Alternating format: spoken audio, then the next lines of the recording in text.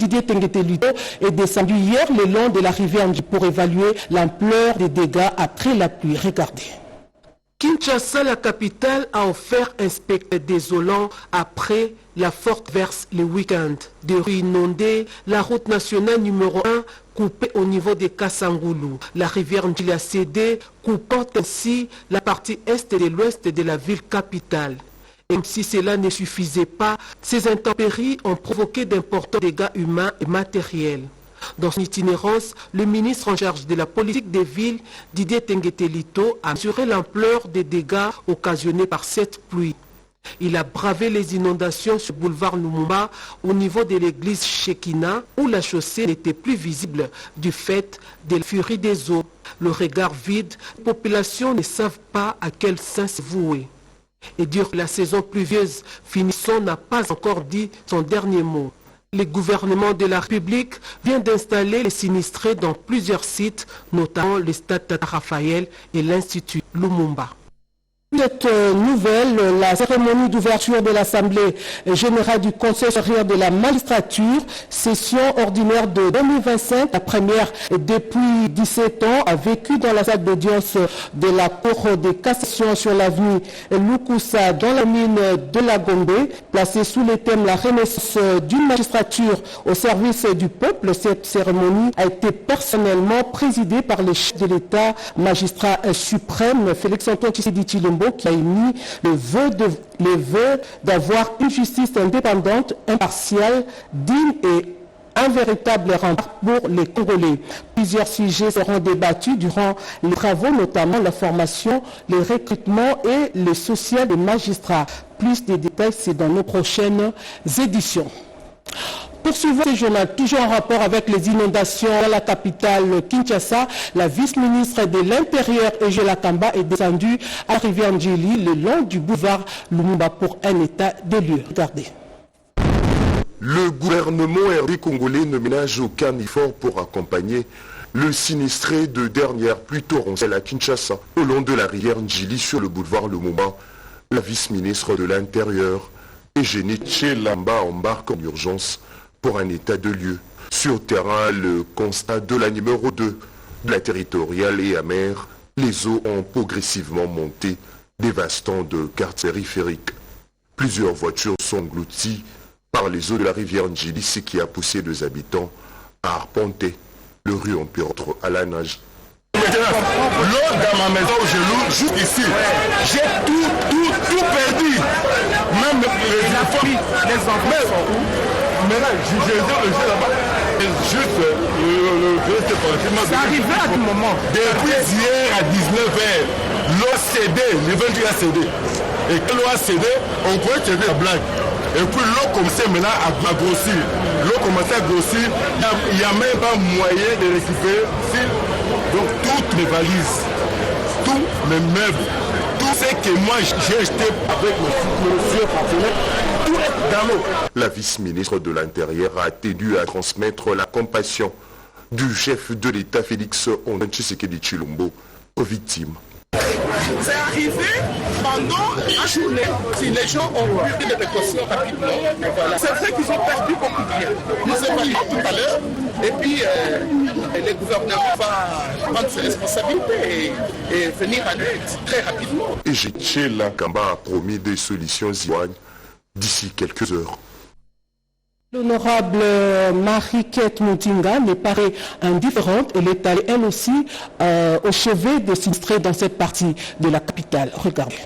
Soucié de la vie et du bien-être de ses électeurs, l'honorable Kate Marie Moutinga n'a pas fermé les yeux lorsqu'il a appris la grande tragédie qui vient une fois de plus frapper Tchangou, sa base. Là, aux heures qui ont suivi, effectué la descente pour palper du doigt la réalité de cette catastrophe qui a fait qu'ajouter la souffrance qui frappe le peuple congolais en général avec la version rwandaise à la partie est de la République démocratique du Congo. Dans sa posture d'élu du peuple de Tchangou, elle a communié en utilisant la pirogue, entrant dans l'eau pour sauver des vies humaines, dont un bébé de 6 mois qui a bénéficié de ses offices et de son courage de parents.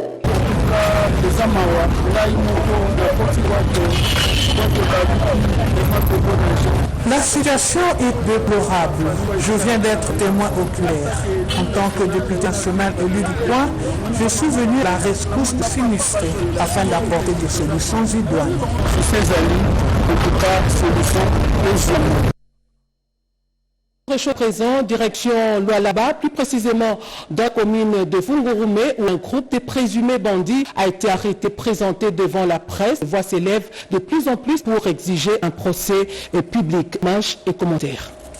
C'est un résultat escompté aux efforts du ministre intérieur de la commune de Fungurume, l'honorable Ali Makano, auprès de qui les services de sécurité de sa juridiction ont présenté ces présumés criminels leur mode opératoire. Avec la collaboration de la population, la dame qui pratique la volonté du président Félix Tshisekedi, la sécurisation des personnes et leurs biens, condamne fermement ces actes inciviques et souhaite voir ces présumés bandits être jugés en public afin que cela serve de leçon aux prochains qui tomberont dans le filet des éléments de la sécurité. Devant le regard curieux de Fonjois et Fonjois venus apprécier le dynamisme de Ali Makano qui ne cesse de booster chaque acteur car la sécurité des personnes est une affaire de tous.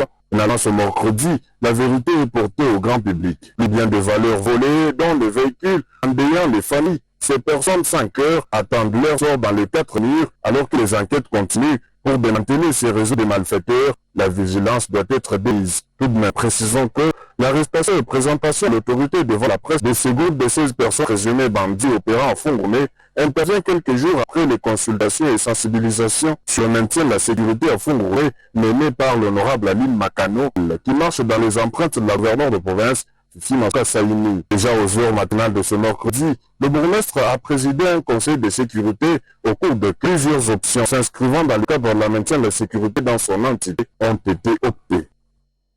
Sachez aussi que le gouverneur militaire de l'Ituri, le lieutenant Gérald Luboya Kashamadjoni, séjourne à Kinshasa pour une mission officielle. Le détail c'est avec Junior Selemani.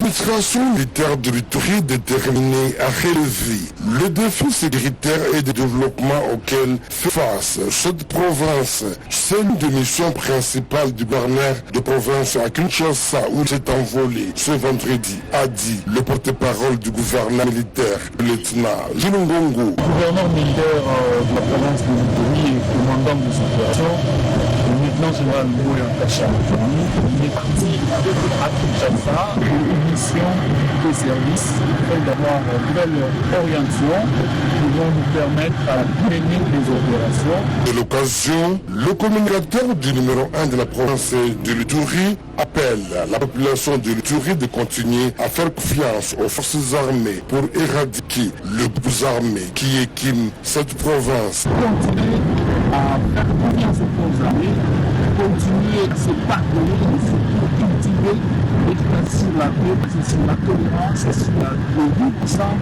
la cohabitation pacifique, c'est ce qui fera de une province émergente, une province où ça fera bon.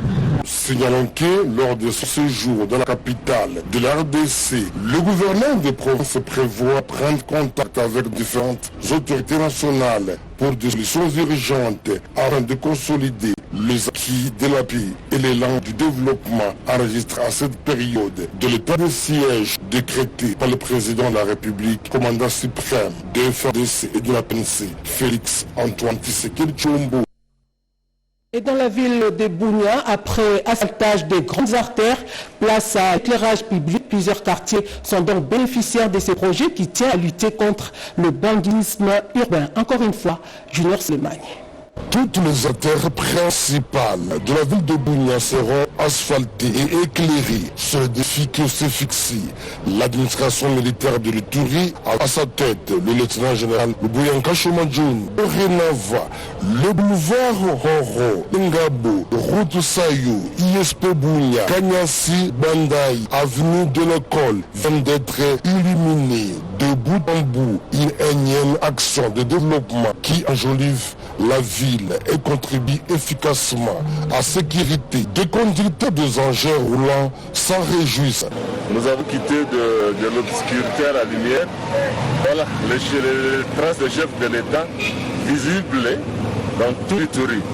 Par ailleurs, le fonds qui exerce le petit commerce savoure jusque tard le bonheur d'écouler leurs marchandises en toute sécurité. Nous disons merci aux autorités pour l'éclairage public. Je n'ai pas d'heure fixe finie. Parfois c'est 1 heure, voire 2 heures. Tout ça, c'est grâce à l'éclairage public. Émerveillé par ce état de beauté qui reflète Bunia, le dignitaire d'État, le Koununembe Thierry de l'ISP Bunia, pense que la population est dans un impératif d'accompagner ces initiatives afin de pérenniser ces acquis de l'état de siège en Ituri. Les panneaux, ça doit être protégé. Parce que nous avons ces panneaux solaires qui sont mis sur des mâts métalliques. On doit les protéger pour que ça ne soit pas détruit. Parce que si on ne les détruit pas, cela montre que la population a un niveau d'éducation, cela montre qu'on est responsable, cela montre qu'on est des bons citoyens. Et c'est ça ce qu'on doit témoigner. Exécuté par l'Office de voirie et drainage OVD en Sile, ce projet d'installation de lampadaires solaires à Agné, celui de l'asphaltage de la voie urbaine de Bunia va se poursuivre dans le territoire car le développement et la sécurité vont de pair, chose qui se concrétise en ville, tout comme campagne sous l'état de siège tel que dit par le chef de l'État, Félix Antoine Tshisekedi Tshilombo. Direction au Katanga pour parler de la modernisation des infrastructures, mais également l'amélioration des services sociaux de base. Images et commentaires. C'est une métamorphose sans précédent que connaît le secteur de la Loufira dans les territoires de Kambov dans la province du Haut-Katanga. Sous le leadership de ce chef, Ruth Ene Kwama Bamba, plusieurs bâtiments sortent de terre et de chantiers amorcés, au nombre desquels les écoles construites et équipées dans le 9 groupements qui comptent le secteur. C'est afin d'appuyer la gratuité de l'enseignement. Dans le secteur de la santé, de nouveaux centres de santé et hôpitaux ont été construits. L'administration n'a pas été en reste. Un nouveau bâtiment administratif a vu le jour en vue d'instaurer une gouvernance de proximité plus efficace. Des marchés modernes ont été construits et aménagés dans le village. En tant que représentant du chef de l'État, son Excellence Félix Antoine Tshisekedi, nous avons le devoir de servir cette population. C'est pourquoi nous avons le projet de couvrir le secteur de la Loufira en eau potable. Nous avons aussi le projet de construire les établissements scolaires dans tous les groupements ainsi que les établissements sanitaires. Alors, concernant le bureau, on avait aussi le projet d'offrir à nos personnels du secteur de la Loufira un bureau décent où ils peuvent travailler en toute aisance. Autre avancée majeure, c'est à l'eau potable.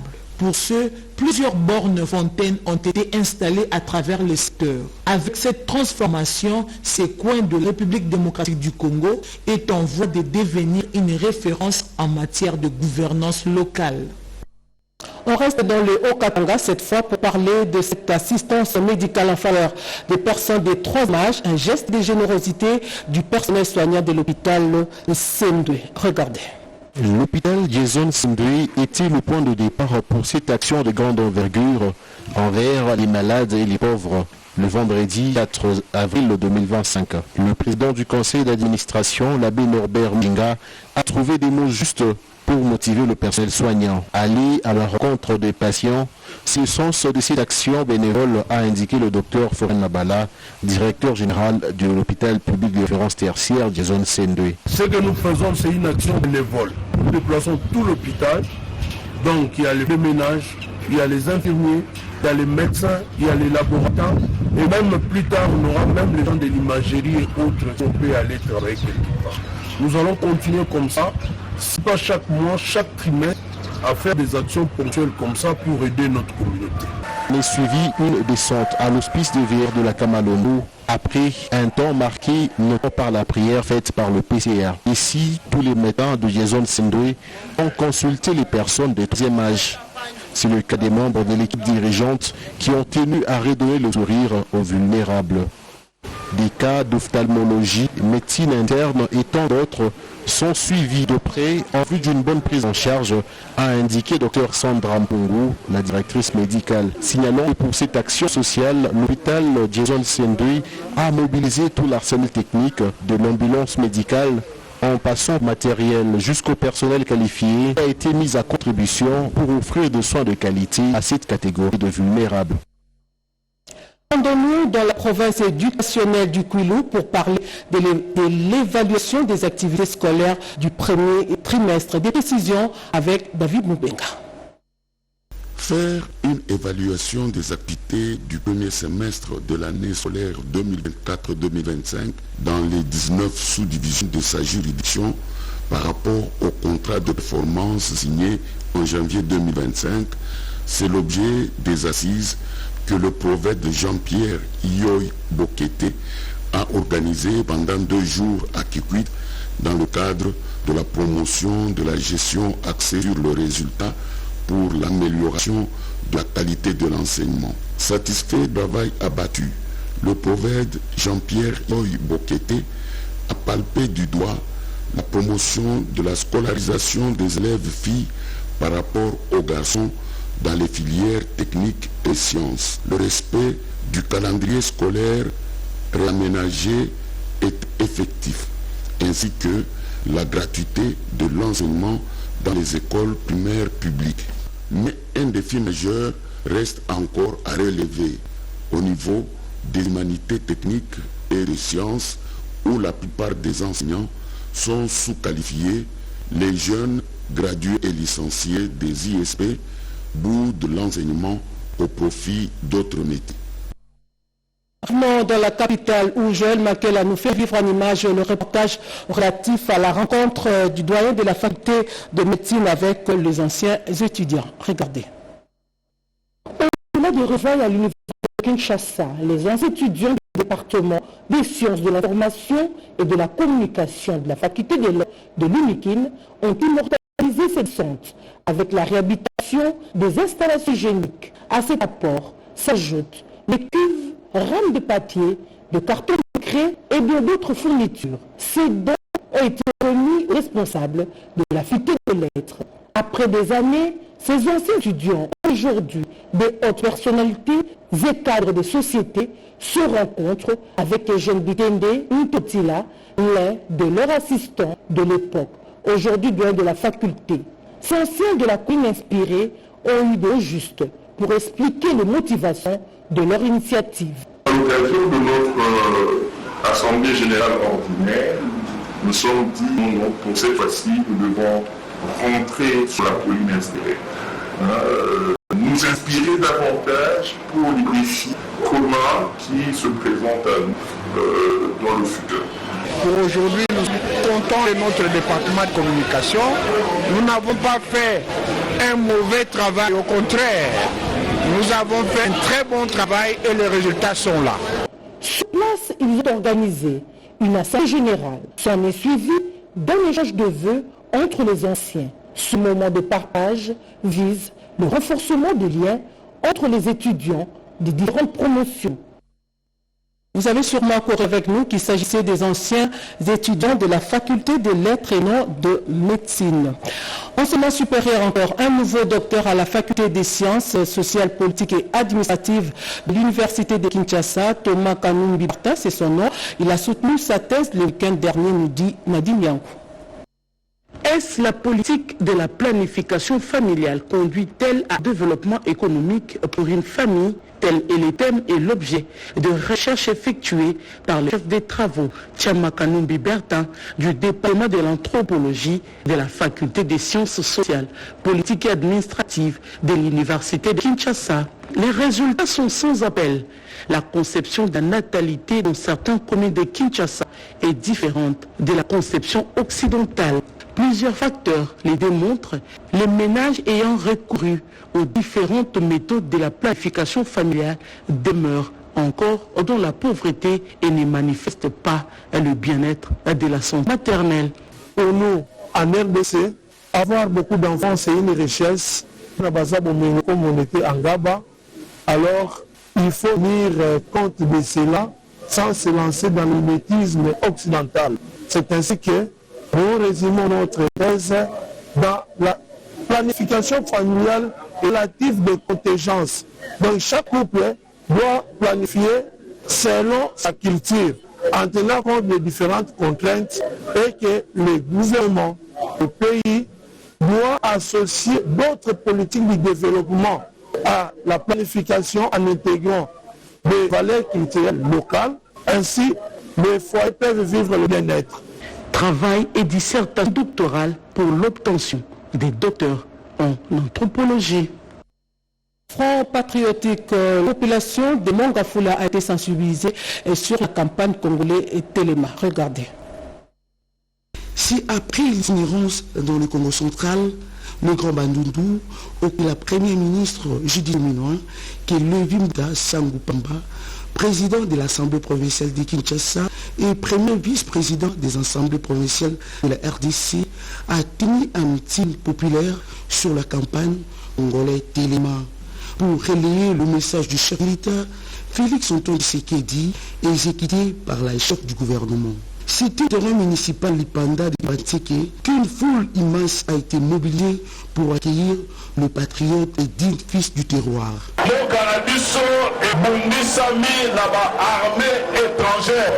C'est pourquoi Mokonzi Mboka a lancé campagne Oyo Congolais. Pour mettre fin à cette guerre injuste imposée à l'RDC par le Rwanda, soyons tous vigilants pour fendre l'intégrité territoriale de notre pays, afin de trouver une paix durable,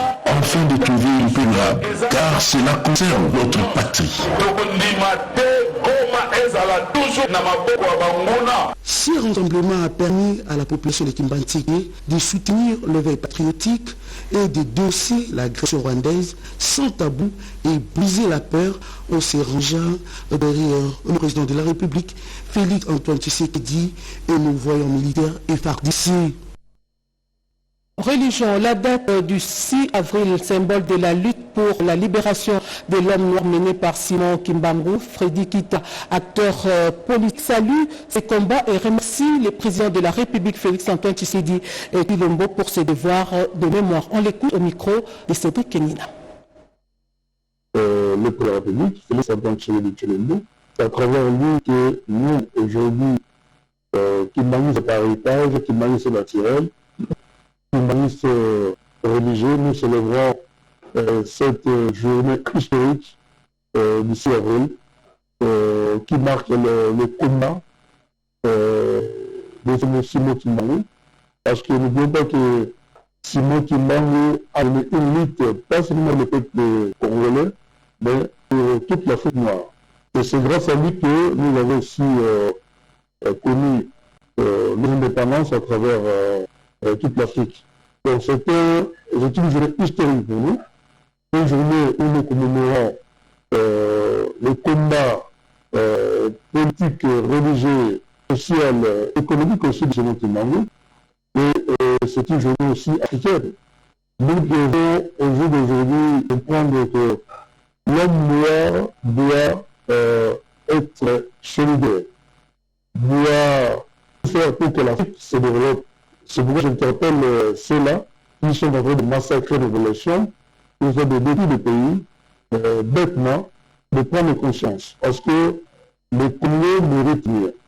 Cette journée va interpeller chacun de nous, chaque Congolais, partout dans le monde, pour que nous condamnons que Simon Kimbangu a œuvré pour la paix et l'unité du Congo.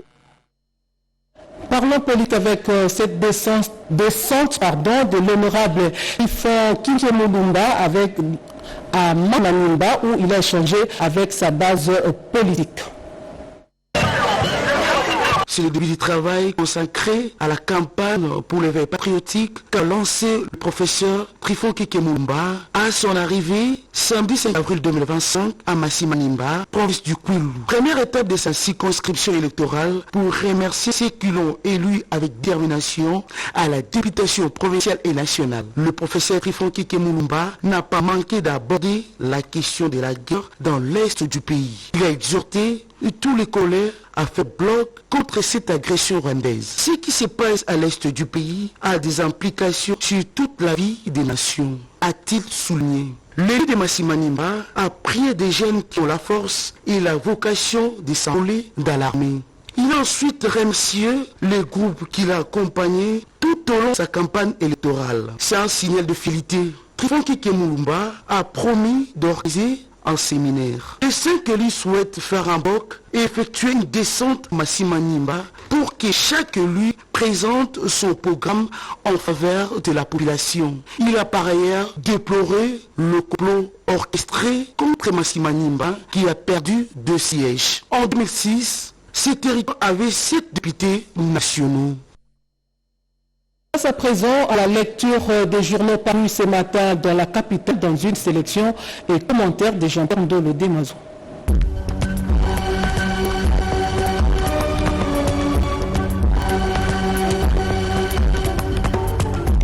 Bienvenue mesdames, messieurs à cette revue de presse du lundi 7 avril 2025. RDC, urgent appel à l'aide face à l'afflux massif de déplacés à Lubuntu dans le Maniema, clame à référence russe. Le calme est progressivement revenu à Walikale centre dans le Nord Kivu où les RDC sont redéployés depuis 4 jours. Néanmoins, les conséquences du conflit dans la région continuent de se faire sentir, notamment dans la commune rurale de Lubuntu, en province du Maniema, à environ 200 km de là. Dans la localité de Lubuntu, rien entre le 14 et le 25 mars, les autorités locales y ont enregistré l'arrivée de près de 12 500 personnes déplacées, soit 2500 ménages. À cela s'ajoutent les 8400 personnes déjà arrivées depuis janvier, fuyant de manière préventive les violences. Le nombre des cas de paludisme et de maladies diarrhéiques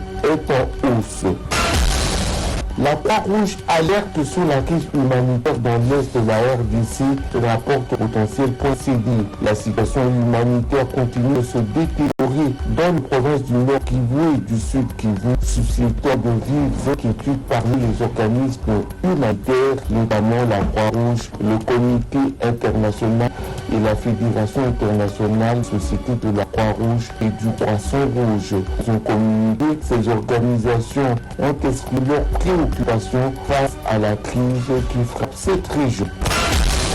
Tchoko, des conditions de vie difficiles pour plus de 3000 ménages déplacés de guerre venus de Walikale, annonce 7 sur 7 procédés. Plus de 3000 ménages de déplacés de guerre interne qui fuient les atrocités des rebelles du 1-23C dans le territoire d'Walikale au sud Kivu vivent dans des conditions de vie difficiles actuellement dans la province de la Tchoko. La situation est désastreuse. Des familles dorment à la belle étoile. Révélation de la société civile, coordination du territoire de Walikale.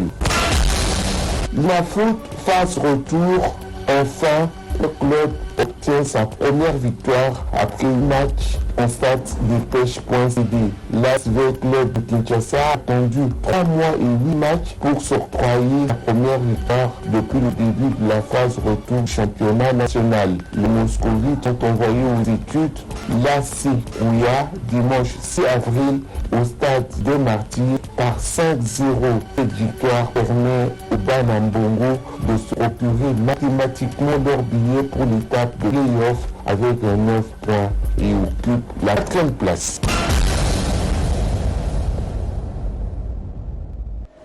Ainsi se termine cette édition de 13h30 sur la RTNC. Merci à vous tous de l'avoir suivi en ma compagnie. Merci aux différentes équipes de la Régie pour leur soutien technique. Grand merci également à tous les héros dans l'ombre. Excellent suivi des programmes sur la télévision nationale.